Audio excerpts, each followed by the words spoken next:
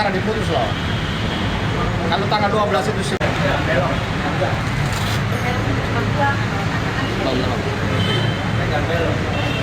Anwar Usman sebagai seorang penyelenggara negara yang juga hakim konstitusi, mantan ketua Mahkamah Konstitusi, karena ketika masih menjabat ketua Mahkamah Konstitusi, kami menemukan dalam proses persidangan Majelis Kehormatan Mahkamah Konstitusi kemarin tidak adanya mekanisme untuk banding dan tidak membentuk Majelis Kehormatan banding untuk mengantisipasi kemungkinan putusan MK dibanding oleh pihak yang dirugikan.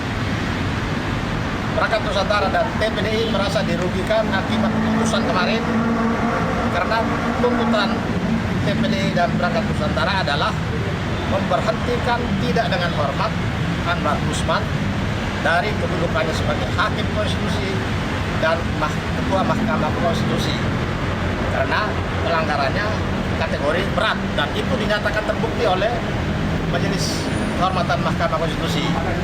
Dinyatakan terbukti melakukan pelanggaran berat, tapi kok sanksinya tidak diberhentikan tidak dengan hormat. Padahal menurut peraturan Majelis Kehormatan Mahkamah Konstitusi yang disusun sendiri oleh Pak Anwar Usman, ada 3 kategori sanksi: teguran lisan, peringatan tertulis, dan pemberhentian tidak dengan hormat kalau kategorinya pelanggaran berat. Jadi ketika kami tidak menemukan pembentukan Majelis Kehormatan banding, kemudian tidak dibuat peraturan Mahkamah Konstitusi tentang Majelis Kehormatan banding, kami anggap ini kelalaian Anwar Usman dalam rangka untuk menutupi, mengurangi, memperkecil, menghambat hak masyarakat termasuk kami-kami ini yang melapor untuk melakukan upaya, termasuk dia sendiri jadi senjata makan tuan. Dia merasa sekarang dia ngomong di berbagai media, dia merasa dirugikan, dia difitnah. Tapi dia hanya bisa omong-omong di media karena dia sendiri tidak bisa banding. Nah, untuk itulah kami lapor ke Ombudsman karena ini adalah bagian dari maladministrasi, perbuatan melawan hukum yang dilakukan oleh penyelenggara negara selaku dalam rangka pelayanan publik. Kami tidak bisa dilayani untuk menempuh upaya karena tidak ada dibuat aturannya, tidak dibentuk Majelis Kehormatan banding, padahal waktu untuk itu masih banyak.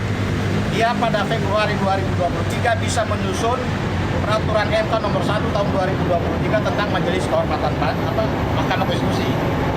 Mengapa dia tidak sekaligus menyusun peraturan tentang banding?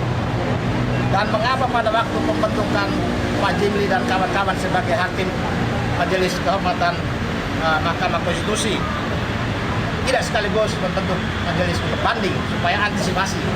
Nah, ini yang kami lapor ke Ombudsman RI. Yang kedua, peraturan Mahkamah Konstitusi nomor 1 tahun 2023 itu statusnya adalah peraturan perundang-undangan. Tetapi kami tidak menemukan di situ pengundangannya, tidak diundangkannya melalui lembaga negara atau berita negara. Kalau dia tidak diundangkan, berarti peraturan itu hanya mengikat ke dalam, tidak bisa mengikat keluar termasuk masyarakat.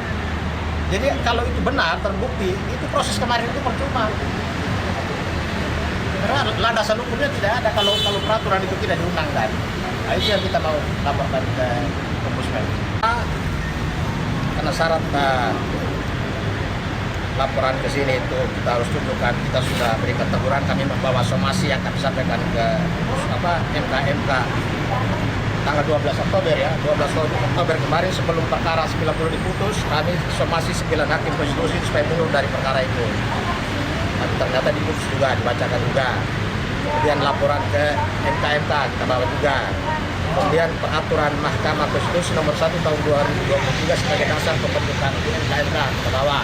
Kalau mengenai putusan MK kemarin bisa di apa namanya? Download di website MK.